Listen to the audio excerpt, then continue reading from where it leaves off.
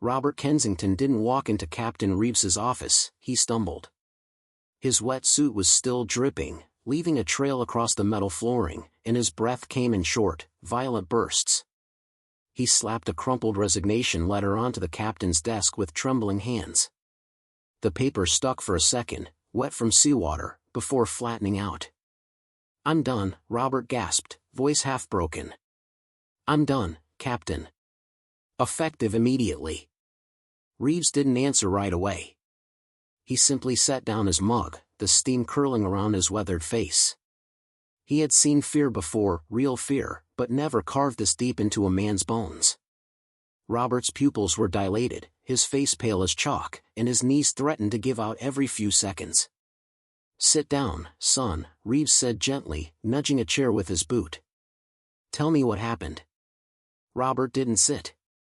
Not at first. He stood there shivering under the humming fluorescent lights, his eyes flicking toward the office window that overlooked the endless stretch of the Pacific. Beautiful above, monstrous below. "It wasn't a normal dive," Robert whispered. Something was down there." "Start from the beginning," Reeves insisted. Robert finally lowered himself into the chair, elbows on his knees, fingers knotted together so tightly the knuckles went white. "You remember why I went down alone," he said. "Johnson called in sick. Or at least that's what we were told." "Right," Reeves muttered.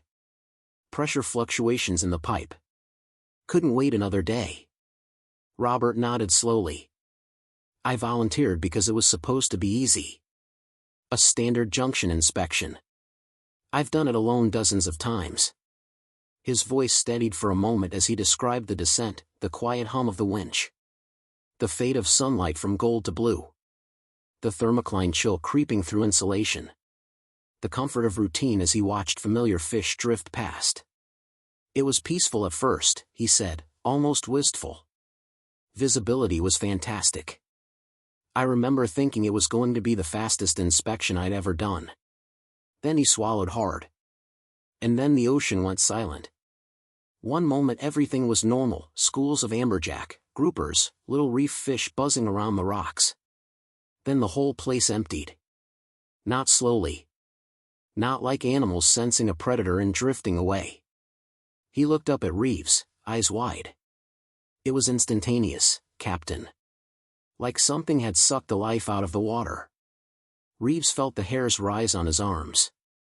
He'd heard stories, old stories, about the sea going mute before something massive moved through. But Robert wasn't describing a shark. He wasn't describing anything known. Robert's voice grew thin. "I should have surfaced then. Every instinct screamed leave. But I kept working. I told myself it was currents, or coincidence, or maybe just my nerves." His hands shook harder. "But then, I felt it. Something watching me." "You ever get that primal feeling, Captain?" Robert asked. "When your brain knows that a predator has its eyes on you?" Reeves nodded, but silently. He had felt it once during a storm dive in his youth. It was a feeling that survived in nightmares. Robert continued, "It wasn't subtle. It was like 1,000 needles pressing into the back of my skull. Like something ancient had decided I deserved my attention." He swung his dive light in every direction. Saw nothing. Just rock, coral, fading sunlight above and endless blackness below. But the feeling didn't leave. It grew stronger, closer. Then came the moment that changed everything. My radio cut out." Reeves frowned. "We had your signal the entire time." Robert shook his head violently. "Not on my end. On my end everything went dead." Silence. And then. He paused, his voice nearly collapsing. "I saw the light. It came from below," Robert whispered. "Below the depth I could see. A soft glow at first, blue-green, pulsing like a heartbeat." He mimicked the rhythm with his fingers. "Not like plankton. Not like jellyfish. This light felt intentional. Like it wanted me to notice." Reeves opened his mouth to speak, but no words came. The glow got brighter. Closer. Rising towards me faster than anything natural should move. I started my ascent immediately, steady, controlled. Training over terror. He inhaled shakily. But I kept looking down. I couldn't stop myself. And then, I saw it. What did it look like? Reeves whispered. Robert shut his eyes. Even remembering hurt. It was wrong, he said finally. Not shaped like anything on this planet. Not like any animal I've studied, not even the deep-sea ones. He gestured with trembling hands, trying to draw invisible shapes. It was large, 15, maybe 20 feet across. But not round like a manta. Not long like a squid. It was geometric. Angled. Like a shape trying to imitate a living thing but getting the rules of biology wrong. Reeves stiffened. And the limbs, Robert continued.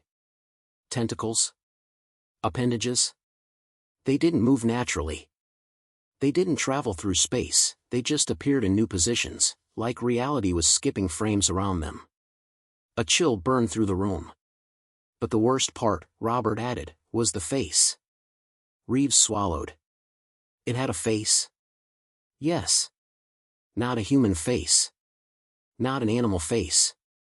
More like a surface that bent light in on itself, reflecting, absorbing, shimmering. And within that surface, two shapes my brain insisted were eyes. He stared at the floor.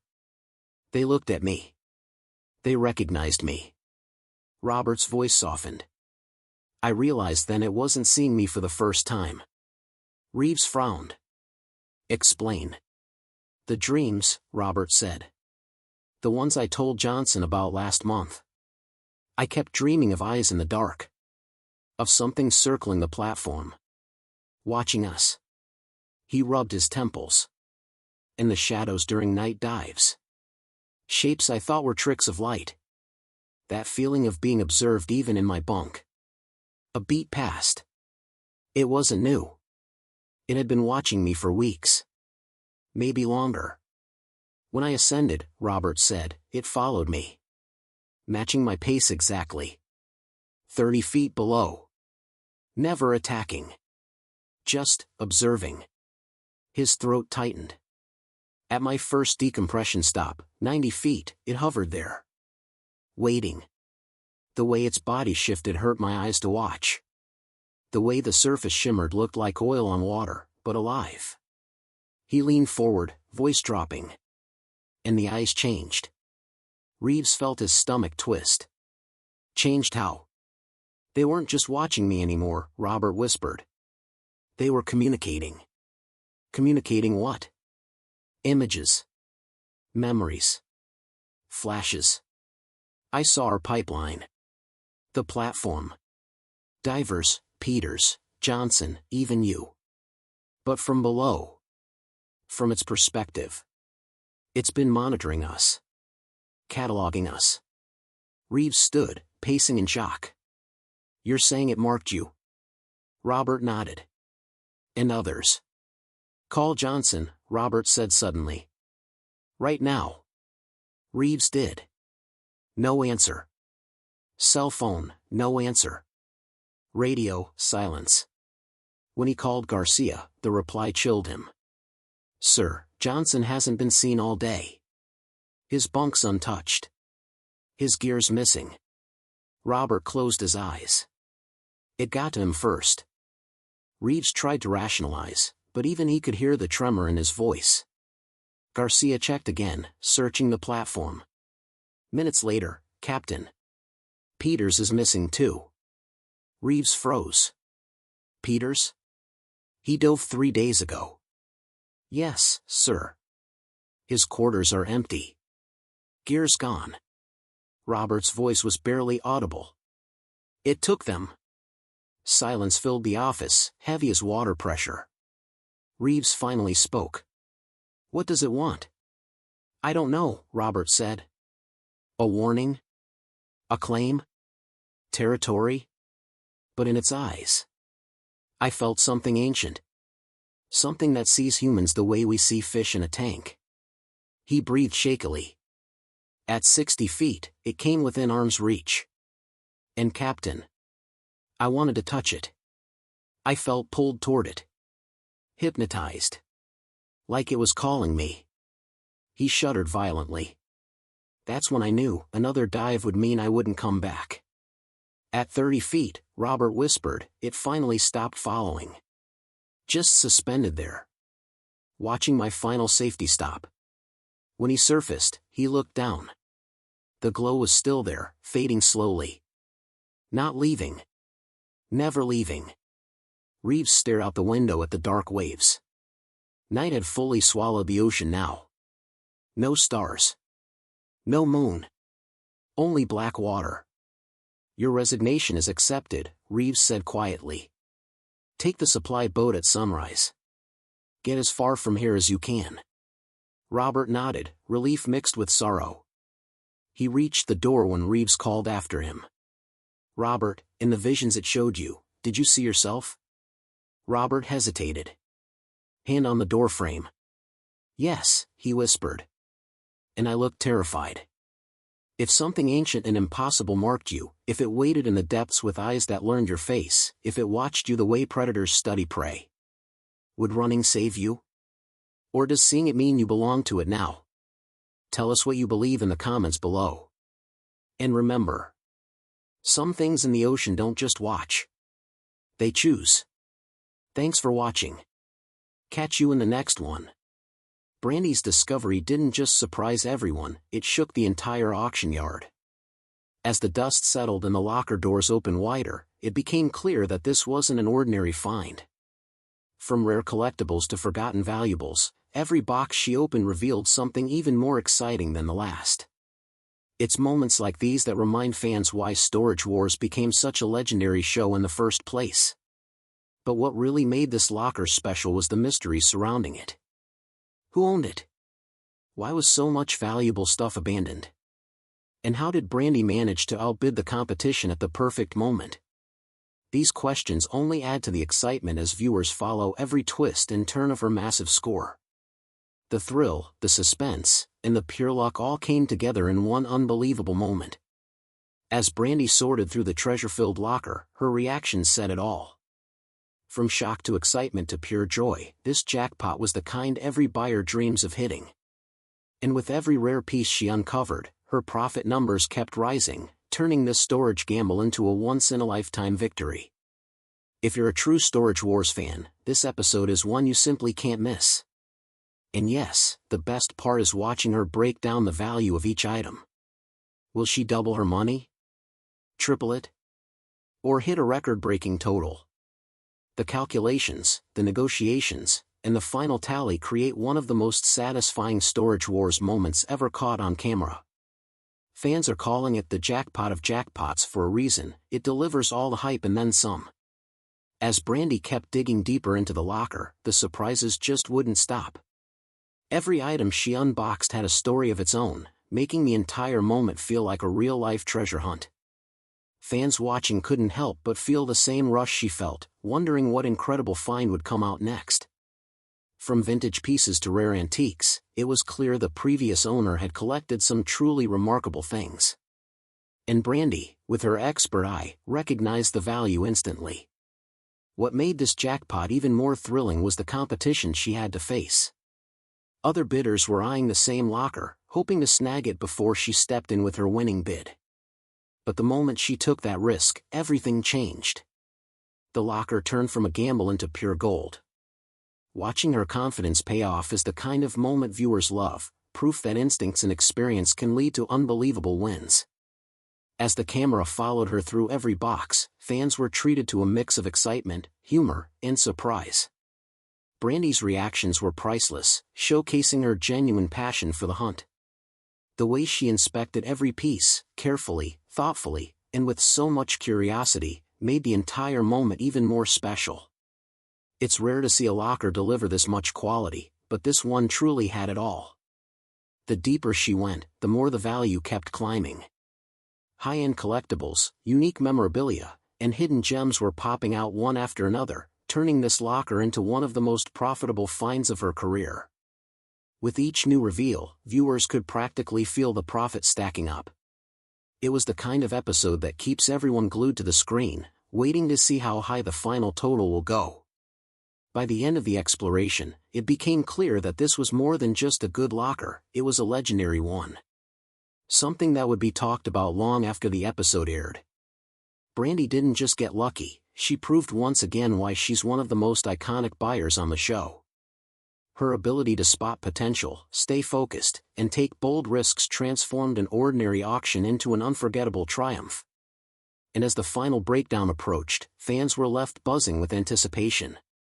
Would this be her highest profit locker ever? Would it break previous records on the show? Those answers, and the thrill of seeing her celebrate her biggest jackpot, made this moment stand out as one of the greatest in Storage Wars history. The excitement didn't stop even after the main discoveries were made. As Brandy continued sorting through the final corners of the locker, she uncovered items that were not only valuable but also incredibly rare. These were the kinds of finds collectors dream about, pieces that don't surface often and can fetch impressive prices on the market. Each new discovery added another layer to the story, turning what started as a lucky bid into a truly historic Storage Wars moment. Fans watching could feel the weight of every reveal, knowing that this locker was shaping up to be one for the record books.